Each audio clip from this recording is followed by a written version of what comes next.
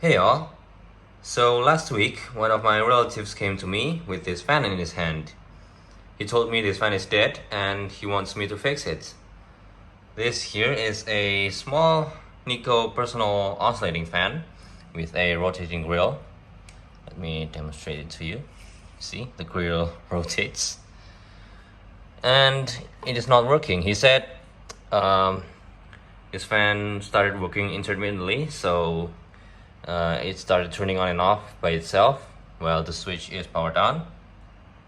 And well, I already have a hunch to what's not working or what's failed on this fan, but well, I will explain it to you later. So now let's delve into this fan and actually see what's wrong with it. Alright, I have my camera on my tripod and let's start diagnosing. So first of all, I'm going to check whether this power cord here has continuity on both the taps. Turn it on speed number 1. Make sure the multimeter works. Okay. And nothing. Speed number 2. Nothing. Make sure the pins work again. Yeah. Okay, so this fan here has a pretty thin power cord, and my hunch is that the cord itself around this area here has failed. But let's dig in first and see what's actually wrong. Let's see, this fan here is, well, you cannot open the grill from the front because even though this comes off, there are still braces behind the rotating part, and that won't allow me to pull the blades off. So okay, so apparently there are screws. A lot of screws, so let's start taking them off.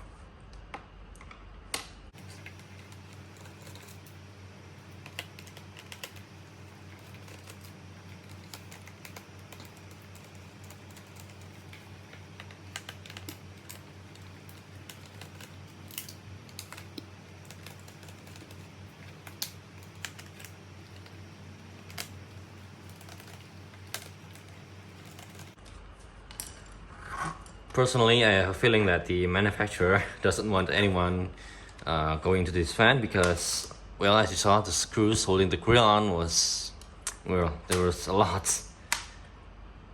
It's still not coming off. Oops, screws fell off.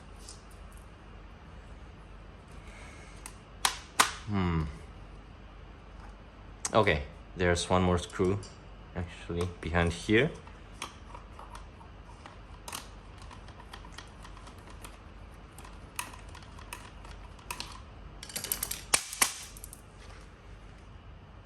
Right, this should come off, and it does.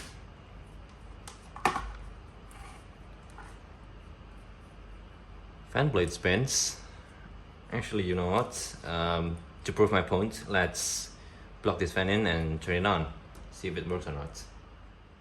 Alright, so I have an extension cable here, and to prove my honesty, I will plug this working fan in to show you that it works. Okay. Now I will plug this fan in and please don't blow up. Nothing. Fan blade spins. There's no hum. Absolutely nothing. And again, this fan works. So yeah, there's something wrong with it. Okay, so to further tear this fan apart, I need to remove the blades, which is rather dusty. It's off. I already got my hands dusty here. Okay. In here there are 2 screws, which is not surprising. Let's remove that. Hang on, I need to get a bigger screwdriver. Well, I could not find my Phillips head screwdriver, so I'm going to use this flat head with a bigger hand grip. Should work better, and it does.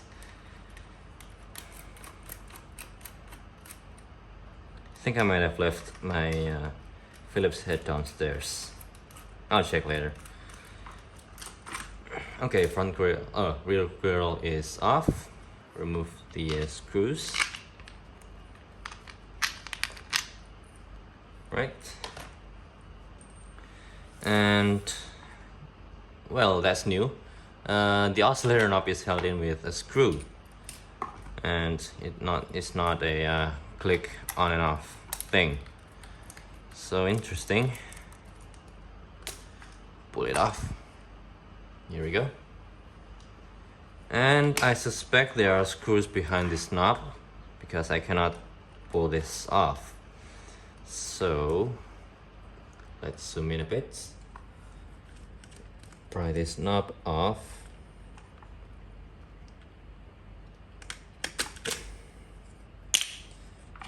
And yeah, there are screws. So let's get them off.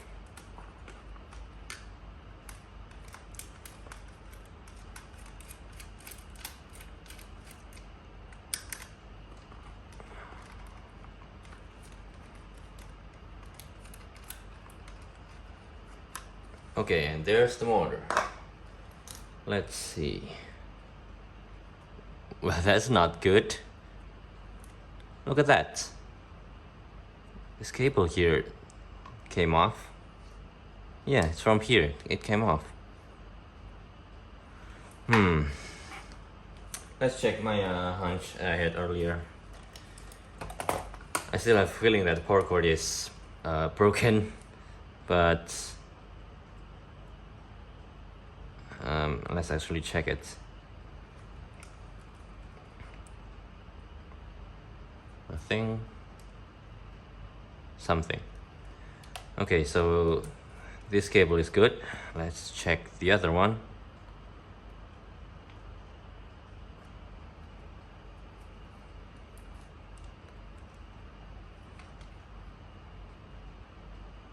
Nothing. Something. Okay, so it turns out the power cord is good. There's nothing wrong there. It's just this lead came off. But in order to make sure, let's actually check the motor itself. So I'm going to connect one lead here, and the other lead, you cannot see that. Hang on.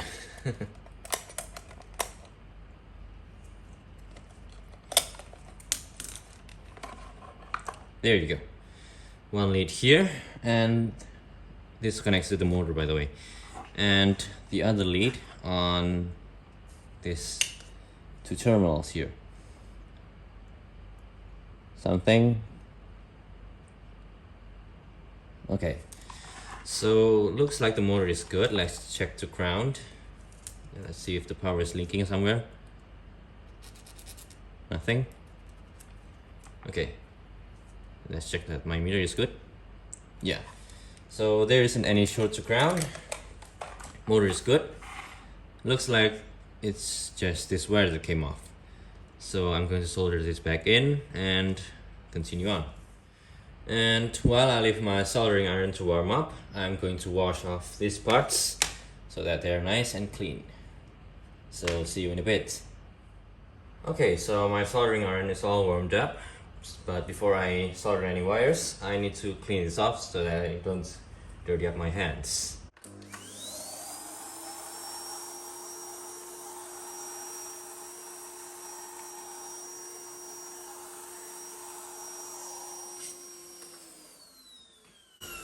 Okay, that's good. And now let's actually strip off this wire here first. And I think it's about to rain. That's good. Okay. Be gentle with it. Boop. Sound effects. And it's stripped. Okay, and let's apply on a bit of flux or whatever this is. It says solder grease.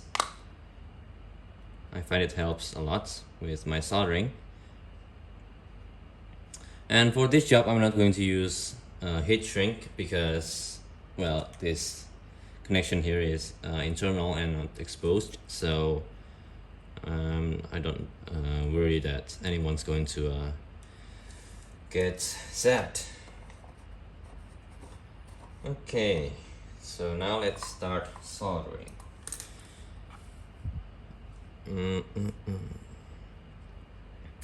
Okay, this is not comfortable. Got tweezers to help me.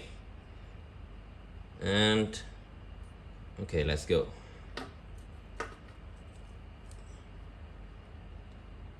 As you can see, my soldering iron is big, and that means it's superior to those tiny soldering irons you find on those roadside surface shops. Obviously, I'm joking.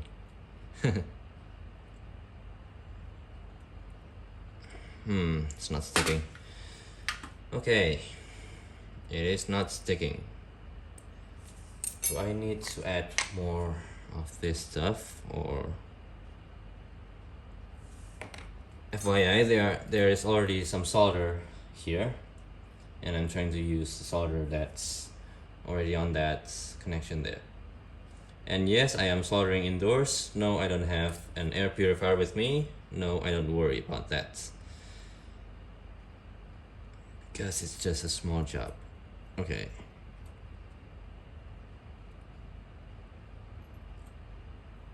Come on. I'm melting the switch. It's on.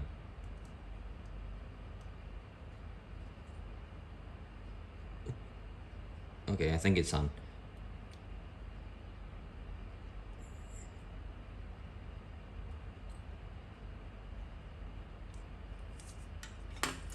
Okay, let's check. I have melted the switch, as you can see. There is thunder outside, and the switch is... oh no, the wire is connected. There's some flyaway wire there I need to cut off so that it's not going to short on anything. Remove that. Got it. Pull test, and it's strong. Okay, so what now? Unplug the soldering iron. Take it away. It's hot. Should be, because it's a soldering iron. And let's put the knob on and test if the motor works or not. So let's put this wire away so it's not obstructing anything. Put the knob on, oscillator on, plug it in, speed number, turn it on, and it works, and it's oscillating, and it's making rubbing sounds. Okay, so that's good, the motor works. Let's check the rubbing sounds and find out what's all that about. So this fan, like those personal character fans, has this stupid plastic bushing holder. So I believe there isn't any wicking material on the around the bushing. So let's open it and find out.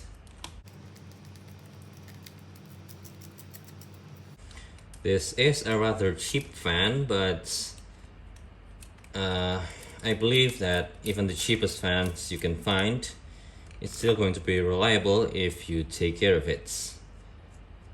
But if you leave it neglected, use it until it gets dusty and never clean it, well, you're gonna get problems. Okay, so okay, shaft is off. Oh, interesting. So there looks like there is actually wicking material on the bushing. Yeah, there is.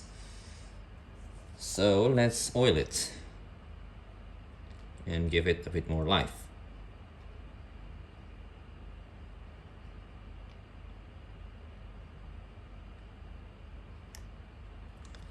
As you can see, I'm putting the tip of my oiler inside holes to inject oil into the wicking material and try not to make a mess.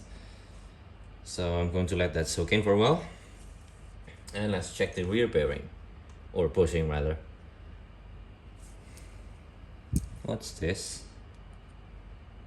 Oh, that's grease from the oscillator. Okay,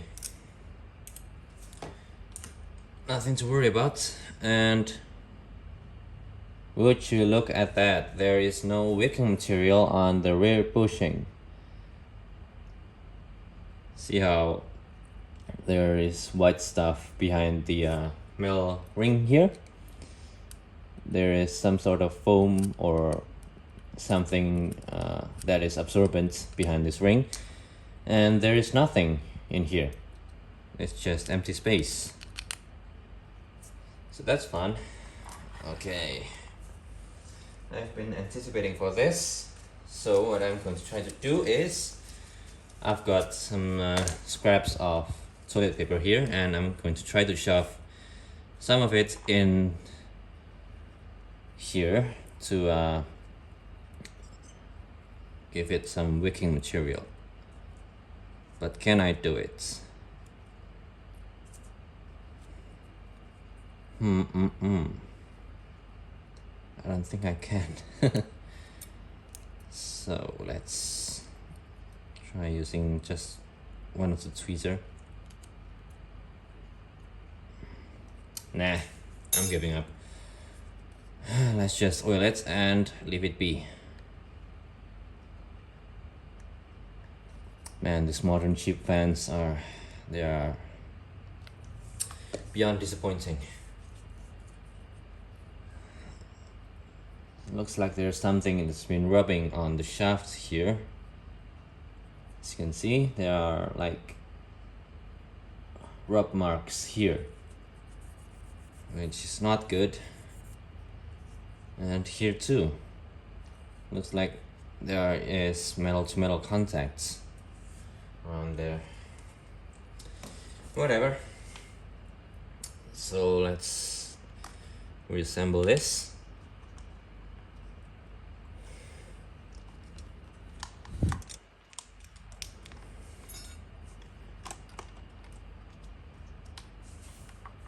Some out of it.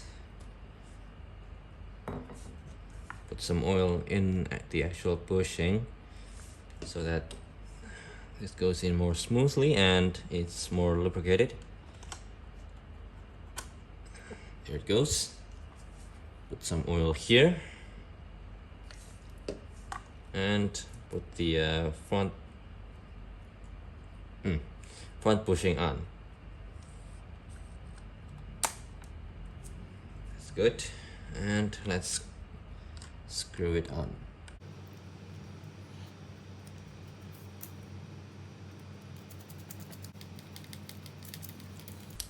Now, on sleeve bearing motors like this, you might find that after reassembly, the shaft on your motor is hard to spin. And to remedy that, all you have to do is get anything basically, and knock the shaft a few times, and that should center the bearings on your fan or on your motor. And there is still some rubbing sounds. Don't care.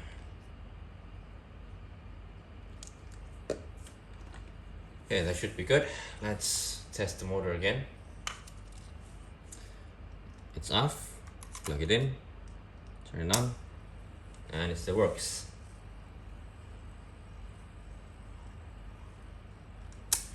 Oh yeah, this reminds me. On a recent video of a fellow fan collector, They mentioned that the wires on their fan have the potential of rubbing out because of the oscillator mechanism. Do you guys have confidence with this wiring here? I don't. Okay, let's tidy this up a bit. Let's make sure that the wires won't rub out anymore. So what I'm planning to do is to route the wires behind this switch here, so that's more tidy. Okay.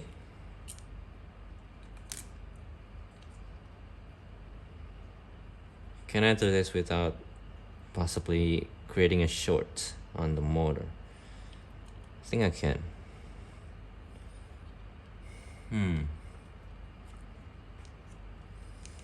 Nope. Let's try this way.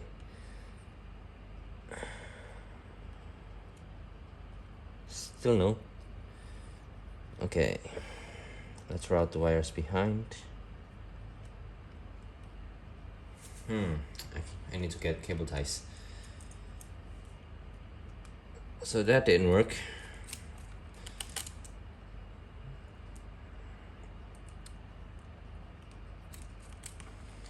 Let's try using cable ties instead. Alright, got myself a zip tie, and let's see how I'm going to tidy up this wiring here. Simulation, see how the wires flex.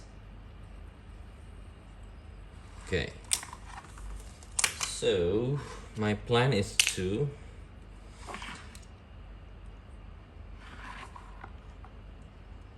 zip tie this cable here together.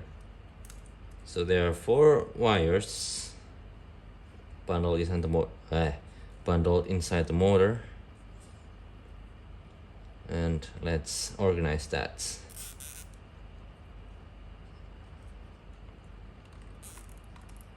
Okay, that should be good.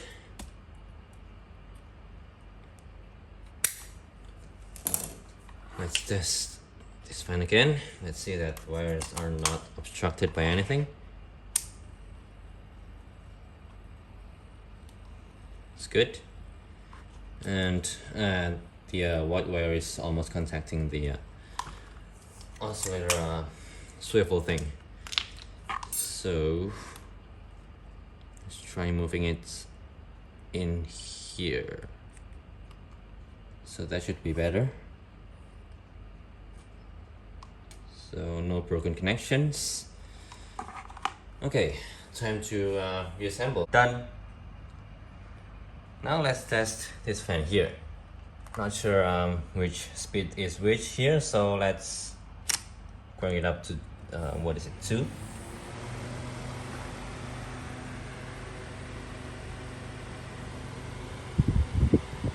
Airflow is actually not too bad. Let's put the oscillator on.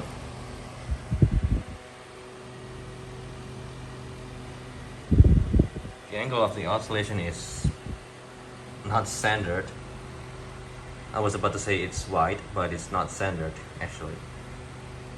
Doesn't matter. And the grill.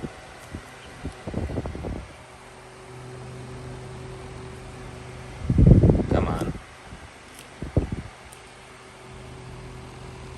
It doesn't want to spin. I should mention something unusual with this grill.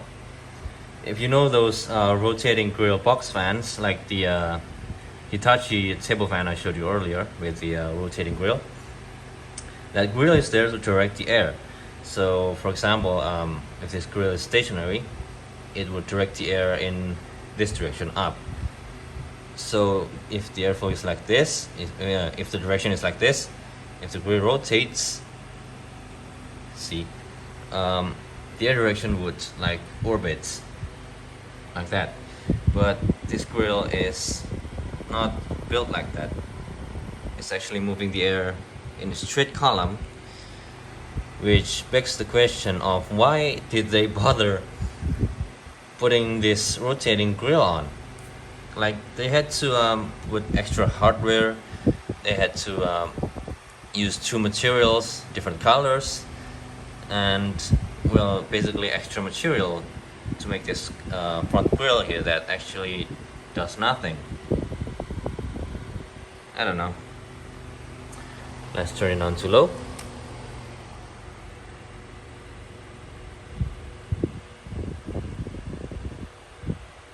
And as I've said in some of my statements prior to this fan here is moving a lot of air, and I believe that is because the climate around here is very hot and manufacturers won't have their products sell if their fans sell if the airflow that comes out from them is weak.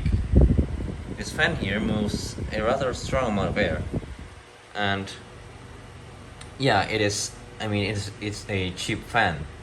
It's, well, I don't want to talk about prices, but it is very cheap.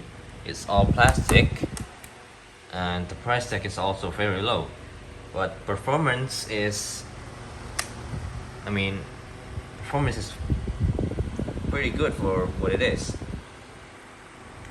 So I don't know, they seem to focus a lot of their attention to performance with this fan and forget about basically everything else. I'm not saying it's wrong, but well, whatever. So anyways, let's finally turn this fan off and see what the spin down time is like. I think it has improved significantly.